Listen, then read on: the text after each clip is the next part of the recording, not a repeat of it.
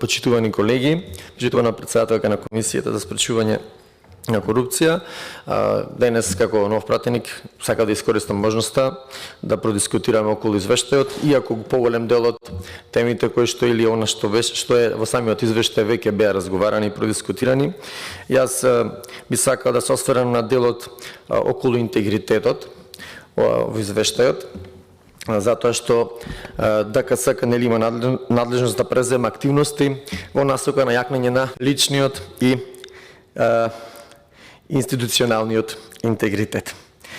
Токму затоа загрижува фактот што многу податоци за нивото на исполнетост на врските во делот на следење и примена на системот на интегритет од институциите, од страна на институциите се очајно лоши. Од графичкиот приказ се гледа дека само 25% од институциите ги задоволуваат перформансите во овој дел со оценка многу добро. За жал, едва отпаѓа на 4% од институциите и веројатно од самиот интегритет на личностите и институциите произлегува и тоа што се соочуваме со она што се соочува во нашата држава, непостоењето на личен интегритет и непостоењето на институционален интегритет доаѓа до состојбата во државата во која што се наоѓаме, односно премногу корупција, криминал, луѓе кои што несовесно си извршуваат својата работа.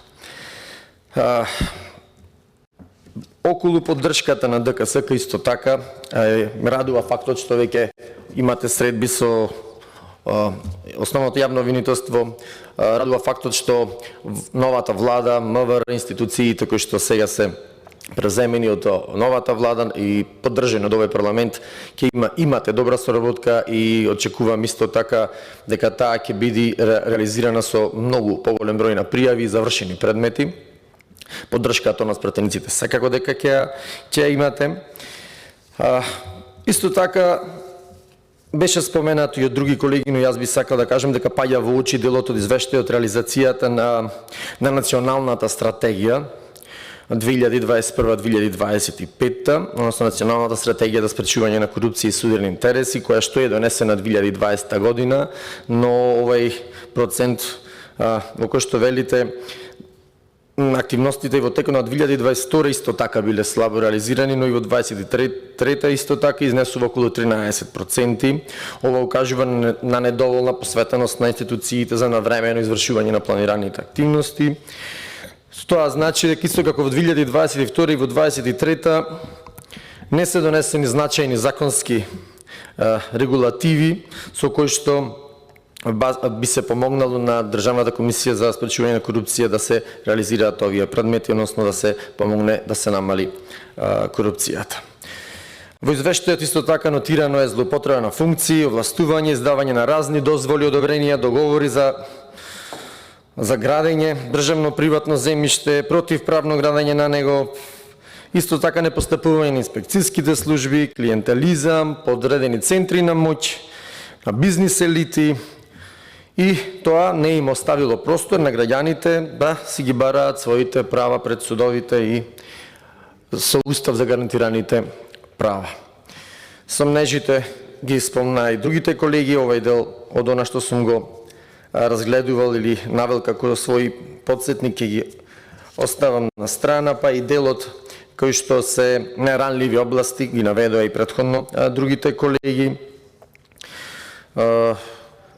Исто така би сакал да кажам доколку има потреба исто да се доекипираат институциите, да се помогне и поддршката на парламентот и на пратениците и мојата како пратеник исто така ќе имате. Би сакал уште да проставам едно прашање и тука ќе завршам затоа што, како што кажав, имаше доста говорници. Во врска со аферата околу набавката на енергенсите, односно мазутот и порастот на електричната енергија, односно дали предметот е во некаква процедура за злоупотреба на службена должност кон поранешниот директор на ЕСМ, лица во Министерството за економија и така натаму. Доколку има некаква информација би сакал да имам уште еднаш.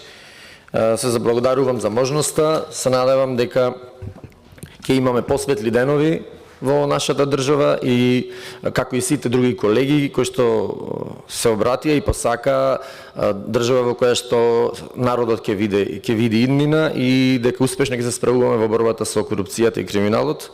До следниот извештај се надеваме со уште подобри резултати и она што го работите продолжете да го правите. Ви благодарам.